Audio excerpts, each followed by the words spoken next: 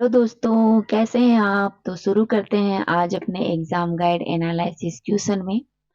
तो दोस्तों आज अपन इस वीडियो में अपनी क्वेश्चनों के साथ चर्चा करेंगे जो अपने मंगल पांडे है उसके बारे में, और जो विटामिन होते हैं जैसे vitamin A B C D उनके बारे में अपन इस लेक्चर में विस्तार से चर्चा करेंगे। तो शुरू करते हैं आज के फर्स्ट लेक्चर से। तो दोस्तों आज का अपना पहला क्वेश्चन है, हाल ही में वर्ल्ड कप में सबसे ज्यादा शतक लगाने का रिकॉर्ड किसने बनाया? किस भारतीय खिलाड़ी ने बनाया? तो दोस्तों हाल ही में जो वर्ल्ड कप हुआ था, जो क्रिकेट मैच हुआ था जिसमें ऑस्ट्रेलिया से भारत हार गया कुछ रनों से, ये अपने गुजरात के अहमदाबाद में आयोजित हुआ था मोदी स्टेडियम में वर्ल्ड कप। इसमें सबसे ज्यादा जो शतक लगाने वाले थे वो अपने रोहित शर्मा थे, भारतीय खिलाड़ी थे। नेक्स्ट क्वेश्चन है, किस राज्य के मुख्यमंत्री को सर्टिफिकेट ऑफ एक्सीलेंस से सम्मानित किया गया? तो दोस्तों हाल ही में जो अपने हिमाचल प्रदेश के सीएम हैं उनको सर्टिफिकेट ऑफ एक्सीलेंस से सम्मानित किया गया है। यह पुरस्कार इन्हें इसलिए दिया गया है कि जब इन्होंने क्या किया है, जो हिमाचल प्रदेश है वहाँ के एनवायरनमेंट को ध्यान में रखते हुए कुछ अच्छे काम किए हैं, उन्हीं उसी के लिए इन्हें सर्टिफिकेट ऑफ एक्सीलेंस दिया गया है। गाइस अपना नेक्स्ट क्वेश्चन है, 37वें राष्ट्रीय खेल 2023 किस शहर में आयोजित किए गए? तो दोस्तों जो 37वें राष्ट्रीय खेल है 2023 है वो आयोजित किए गए हैं अपने मुंबई में। ठीक है। नेक्स्ट क्वेश्चन है अपना, टाइम्स हायर एजुकेशन द्वारा जारी वर्ल्ड यूनिवर्सिटी रैंकिंग 2024 में शीर्ष पर कौन सी संस्था है? तो पहले तो ध्यान रखना कि जो वर्ल्ड यूनिवर्सिटी रैंकिंग है 2024 इसे जारी किया गया है टाइम हायर एजुकेशन के द्वारा, और इसमें सबसे टॉप यूनिवर्सिटी मानी जाती है वो है ऑक्सफोर्ड यूनिवर्सिटी, जो कि मोस्टली हमेशा आगे ही रहती है। नेक्स्ट क्वेश्चन है, रेगिस्तान का गुलाब किस जिले को कहते हैं? तो ये तो मोस्टली आई थिंक सभी को पता होगा, इसका आंसर क्या होगा? इसका आंसर है जैसलमेर। रेगिस्तान का गुलाब है वो जैसलमेर को कहा जाता है।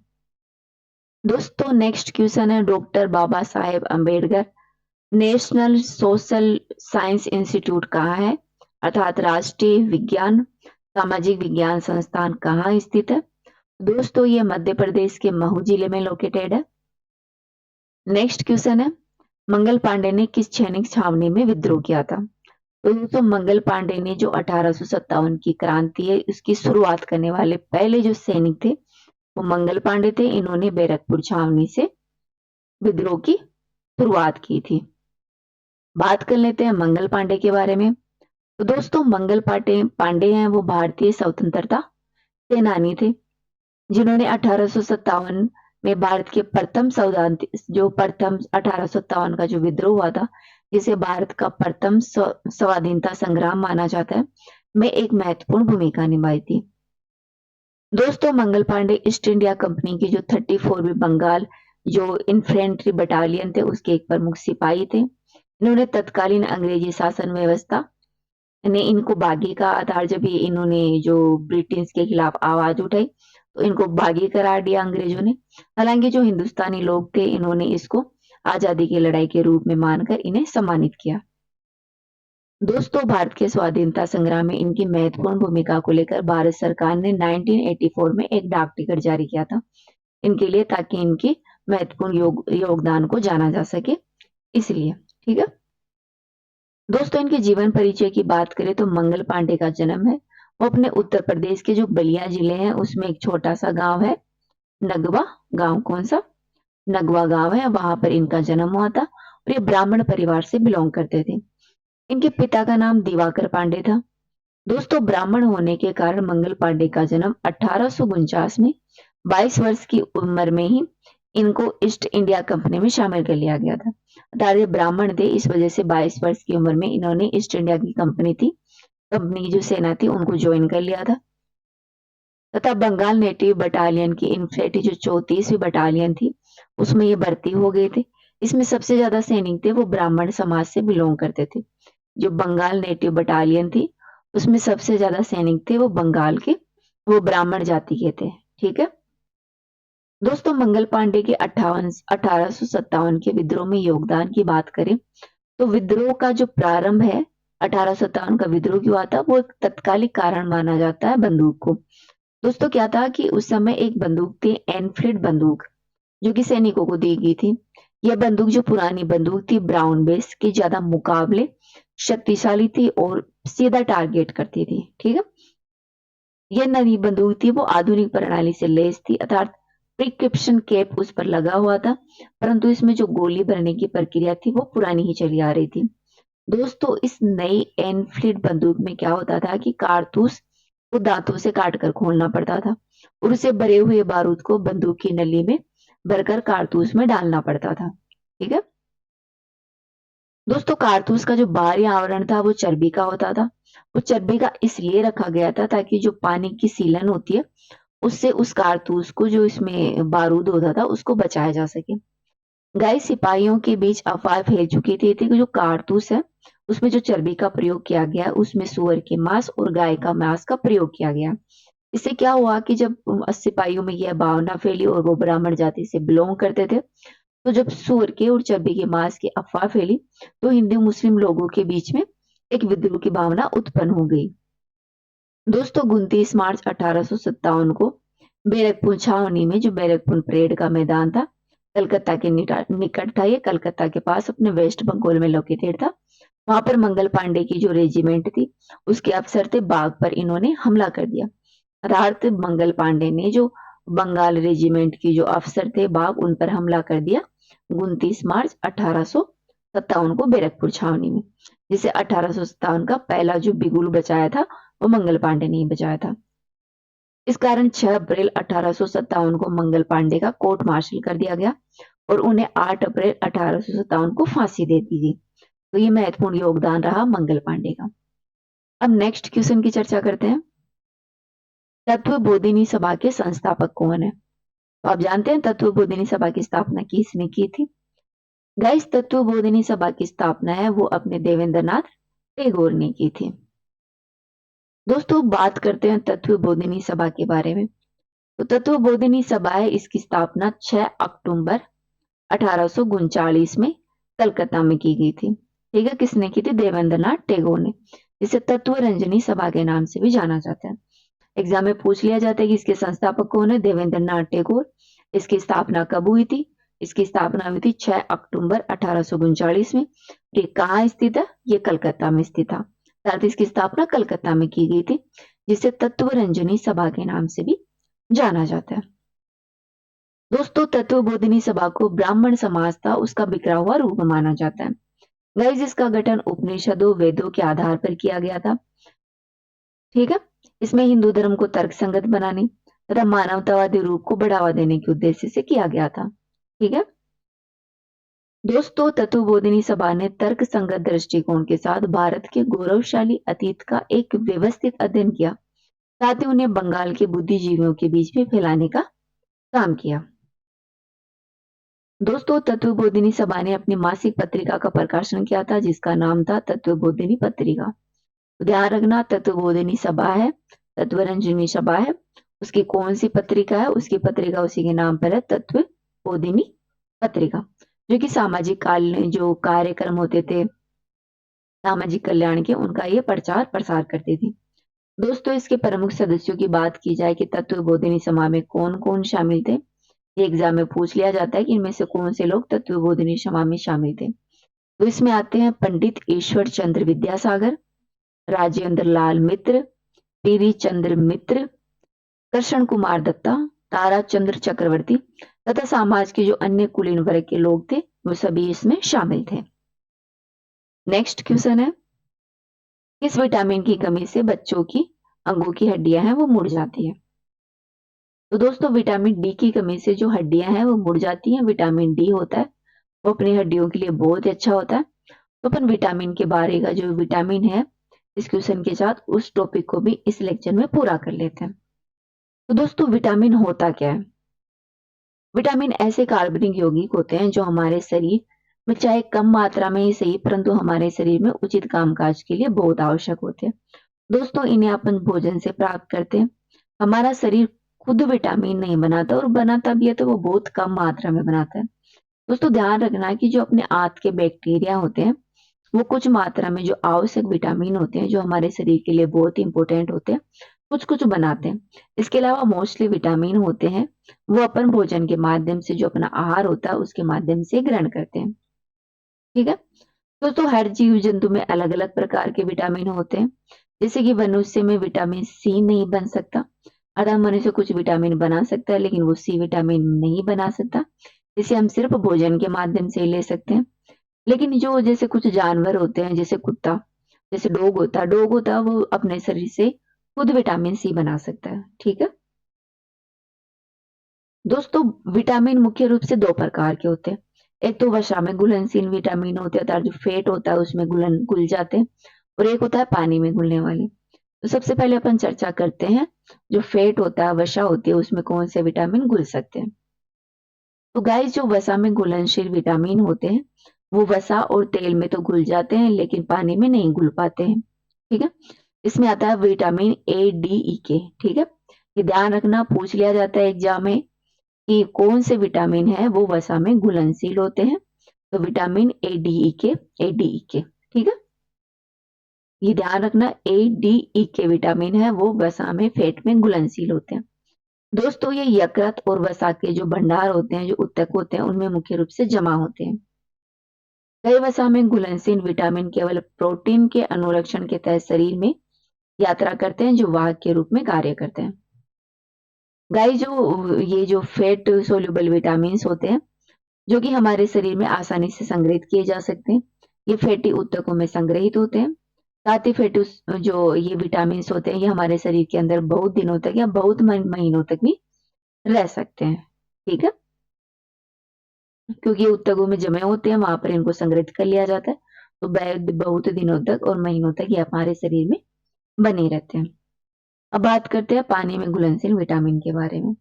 तो दोस्तों, जो बी समूह के विटामिन है और जो विटामिन सी होता है वो पानी में घुलनशील होता है। ठीक है। विटामिन बी के जो पार्ट हैं वो और विटामिन सी, ये दो विटामिन है बी सी, जो कि पानी में घुलनशील होते हैं। दोस्तों, आहार में पानी में घुलनशील विटामिन की नियमित आपूर्ति की जानी चाहिए, क्योंकि ये मूत्र में आसानी से उत्सर्जित होते हैं, अर्थात ये मूत्र के साथ आसानी से बाहर बह जाते हैं।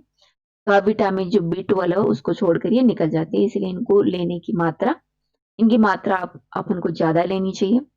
दोस्तों, वे सीधे रक्त प्रवाह द्वारा अवशोषित हो जाते हैं, क्योंकि पाचन के दौरान भोजन टूट टूट जाता है या फिर पूरा घुल जाता है। क्योंकि आपके शरीर का अधिकांश भाग पानी से बना है, इसलिए पानी में घुलनशील कई विटामिन आपके शरीर में आसानी से प्रवाहित होते रहते हैं।